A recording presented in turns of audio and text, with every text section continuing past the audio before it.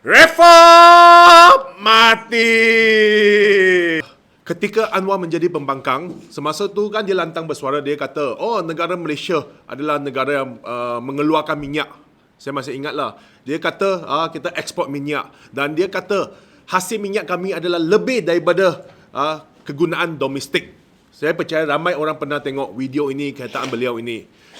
Justru itu, kenapa hari ini dia naik minyak gila sampai harga yang gila-gila? Jika benar-benar kita punya minyak, hasil minyak kita adalah lebih daripada kegunaan domestik, kenapa dia bagi naik ini minyak harga? Di mana minyak kita sekarang? Itu soalan saya. Akibat kesan daripada perbuatan beliau ni, menaikkan harga minyak ni, harga diesel ni sehingga mencecah satu harga yang tidak munasabah, yang tidak boleh diterima, mencecah RM5.52 ini, akan menyebabkan banyak barang di pasaran akan naik harga.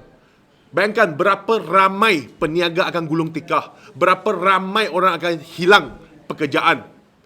Justru itu, saya menjemput seluruh rakyat Malaysia, datanglah menyertai perhimpunan kami, masyarakat Cina, datanglah menyertai perhimpunan kami, himpunan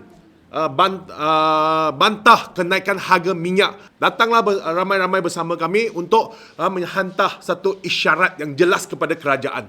Ya, itu saja daripada saya. Reform mati.